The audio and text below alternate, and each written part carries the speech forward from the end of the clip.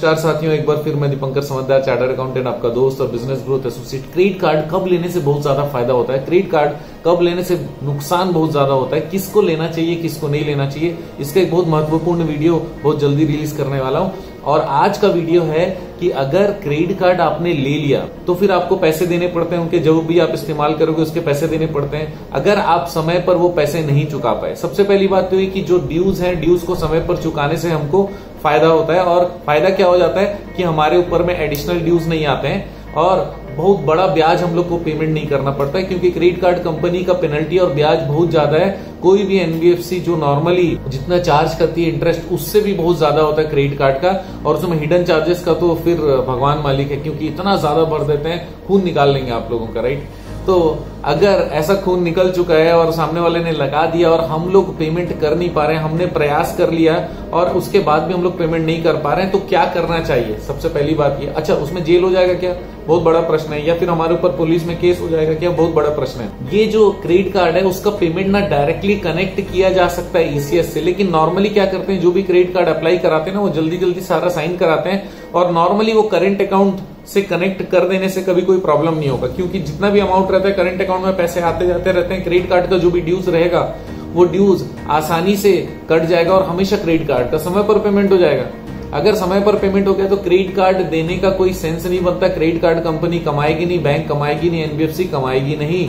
इसी कारण आप देखिएगा कभी भी करंट अकाउंट के साथ में वो कनेक्ट नहीं करते हैं, जानबूझकर नहीं करते हैं। ईसीएस सेविंग अकाउंट के साथ कभी कनेक्ट करते हैं, कभी नहीं करते हैं। जब नहीं करते हैं तब तो फिर बहुत उनके लिए अच्छी बात हो गई। क्यों? क्योंकि अगर कनेक्ट नहीं है तो इसका मतलब अगर एक भी डेट मिस हो गया, फेलियर हो गया पेमेंट करने में, कोई मैसेज उसने देखा नहीं या फिर उसके टास्क शेड्यूल या फिर कैलेंडर में नहीं था, तो वो मर जाएगा। क्यों? क्योंकि अगर एक भी दिन लेट हो गया तो बहुत बड़ा चार्ज और पेनल्टी लगा दिया जाएगा। अब अगर मान लो उसने सेविंग अकाउंट के साथ में कनेक्ट किया हुआ है तो फिर हो सकता है कि समय समय पर पेमेंट होता चला जाए अगर उसमें एक्सेस पैसे होंगे, और अगर एक्सेस पैसे नहीं होंगे तो फिर पेमेंट नहीं होगा तब तो वारे न्यारे क्रेडिट कंपनी के। अब हम लोग आते हैं कि कंडीशन कौन सा है, या तो हमने कनेक्ट किया है या तो नहीं किया है। अगर कनेक्ट नहीं किया है तब का सिचुएशन क्या होगा, अगर सेविंग अकाउंट से कनेक्टेड है तब का सिचुएशन क्या होगा। अगर हमने कोई भी कनेक्शन नहीं किया है, इसका मतलब यह है कि वो हमारी सिविल जरूर खराब कर सकता है, हमारा फाइनेंशियल जो क्रेडिट स्कोर है वो खराब हो सकती है और वो लंबे समय तक खराब भी रह सकती है। तो प्रयास पहला वापस से बता दूं, यही करना है कि हम लोगों को पैसे चुका देने चाहिए, जो भी समय समय पर ड्यू डेट्स है उसके अंदर चुका दो। लेकिन आपने प्रयास किया, कोई ऐसी परिस्थिति आ गई, कोरोना आ गया या फिर व्यापार में मंदी आ गई, कोई ऐसा सिचुएशन आ गया मेडिकल का जिसमें आप ये काम नहीं कर पाए और इसके कारण आप फंस चुके हैं, आपको थोड़ा संयम रखने की जरूरत है, डरने की जरूरत नहीं। मैं आपको बता दूं कि ये मैं कभी भी कस्टमर को ये नहीं बोलता कि आपको पैसा नहीं पटाना चाहिए, मैंने पहला शब्द बोला पटाना चाहिए, लेकिन अब हो ही नहीं पा रहा है। और क्रेडिट कार्ड कंपनी बहुत इरिटेट करती है, वो फोन भी 50 बार करते रहेगी, आप 100 बार फोन उठा के दिन भर में उसको बताते रहोगे, परेशान कर डालेगी। उसके बाद फिर घर में कॉल करेगी, घर के दूसरे मेंबर्स का नंबर पता चल जाएगा या पता किए हुए होंगे या फॉर्म्स में भरवाए होंगे, उनको कॉल करते रहेंगे, उनको मैसेज करते रहेंगे, उनको धमकाते रहेंगे या फिर उनको बताते रहेंगे कि आपके पापा पैसे नहीं चुका रहे हैं। मतलब हर परिस्थिति से आपको, हर स्थिति से वो परेशान करने का 100% प्रयास करेंगे। तो इस समय क्या होता है, हैरेसमेंट हो जाता है। साल भर में इंडिया में बहुत सारे लोग आत्महत्या करते हैं फाइनेंशियल स्ट्रेस के कारण, जिसमें से क्रेडिट कार्ड भी एक बहुत बड़ा मुद्दा हो सकता है। किसी के पास एक क्रेडिट कार्ड हो, 2 हो, 10 हो, कोई फर्क नहीं पड़ता, ऐसी स्थिति आ सकती है। तो अगर कनेक्टेड नहीं है तो सबसे पहली बात समझ लो कि केवल वो फाइनेंशियल स्कोर कार्ड ही आपका खराब कर सकता है, क्रेडिट स्कोर कार्ड खराब कर सकता है, सिविल खराब कर सकता है, लेकिन उसके आगे आपको कुछ नहीं कर सकता, आपके पीछे पड़ सकता है, आपको परेशान कर सकता है। और ये परेशानी अगर आप झेल ले रहे हो ना, तो उसके बाद आप उनको बोलो, मैं नहीं बोल रहा हूं कि पैसा नहीं चुका, मैं बोल रहा हूं बोलो कि भाई अभी नहीं चुका सकता या फिर कब चुका सकता हूं, कौन सी परिस्थिति में चुका सकता हूं, और उनको बोलो जो बन सकता है वो जरूर कर ले वो। क्यों? क्योंकि भाई जब बनेगा तभी दे पाएंगे, पहला चीज। दूसरी चीज ये, हमने वहां पर कोई भी चीज गिरवी तो रखी नहीं है।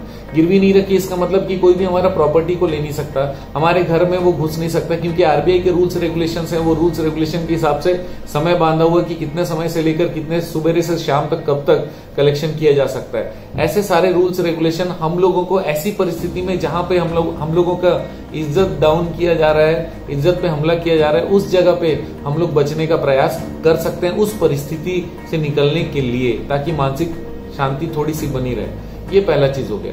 दूसरा चीज ये कि अगर आपने बैंक से कनेक्ट कराया है और बैंक में उन लोग लगाते जा रहे हैं ईसीएस, लेकिन उनको पैसे नहीं मिल रहे हैं, तो कोई भी प्रॉब्लम नहीं है। क्या बात कर रहे हो, प्रॉब्लम नहीं है? प्रॉब्लम नहीं है इसका मतलब है कि आपको कोई पुलिस केस, 420 ये सारी चीजें नहीं आएगी, जेल में भी नहीं जाने वाले हो। अगर बैंक से कनेक्टेड भी है, बैंक का खाता आपका खुला हुआ है, आप जेल नहीं जाने वाले हो। लेकिन आप एक चीज याद रखना, जब भी आप क्रेडिट कार्ड लेते हो तो बहुत सारे फॉर्म्स में, काफी सारे पेजेस में बहुत सारे सिग्नेचर्स आपको करने पड़ते हैं, बहुत सारे जगह पे सिग्नेचर करने पड़ते हैं। ईसीएस अगर आपने ऑप्ट किया तो ईसीएस वाले बैंक का अकाउंट नंबर डिटेल और क्रॉस जो कैंसल चेक है वो भी आपको देना पड़ता है। आप उसमें ये वादा करते हो कि भाई मैं बोनाफाइड, मतलब मैं सच्चा व्यक्ति हूँ और मैं ये पैसा चुकाने का इंटेंशन रखता हूँ, पैसा मैं चुकाऊंगा, लीगल रूप से ले रहा हूँ, लीगल रूप से चुकाऊंगा, और ये मेरा बैंक खाता है, राइट। तो वो बैंक खाता आपने बंद नहीं किया तो इसका मतलब है कि आप भाग नहीं रहे हो। और क्योंकि आप भाग नहीं रहे हो, इसी कारण वो आपके ऊपर में कोई क्रिमिनल केस नहीं कर सकता। अब वो नोटिस पे नोटिस दे सकता है और भी बहुत सारी कार्रवाई कर सकता है, लेकिन उसमें आप जेल नहीं जाओगे, उस पर कोई बड़ा अपराध आपके ऊपर दर्ज नहीं होता है। लेकिन क्या क्या होता है मैं आगे दूसरी वीडियो में बताऊंगा। लेकिन यहाँ पर ध्यान रखना इतना कि बड़ा अपराध या कोई भी अपराध अलग से दर्ज नहीं होगा, आपके नाम से एफआईआर भी नहीं होने वाला। यहाँ तक क्लियर हो गया। लेकिन बहुत बड़ा कंडीशन ये है कि अगर आपने बैंक खाता बंद करा दिया या फिर वो ईसीएस को स्टॉप करने का निर्देश दे दिया अपने बैंक में, इसका मतलब आपका जो इंटेंशन है वो गड़बड़ है। आपका जो इंटेंशन है वो बोनाफाइड नहीं है, मैलाफाइड है। मैलाफाइड का मतलब ये गलत सोच और गलत नियत के कारण ये हम लोग फ्रॉड करने की कैटेगरी में कंसीडर किया जा सकता है, और उसमें 420 हमारे पे लग सकती है, और दूसरे रिलेवेंट सेक्शन अमानत में खयानत भी हो सकता है। भाई दूसरे का पैसा हमने ले लिया, नहीं दे रहे हैं, तो ये सारे प्रॉब्लम्स हमारे पर आ सकते हैं, और उस केस में हमारे ऊपर एफआईआर भी हो सकता है, नॉन बेलेबल वारंट भी हो सकता है, और जेल भी जाना पड़ सकता है। तो सिंपल सावधानी क्या है, आप भागो मत, खाता इनऑपरेटिव मत करो, खाता चालू रखो।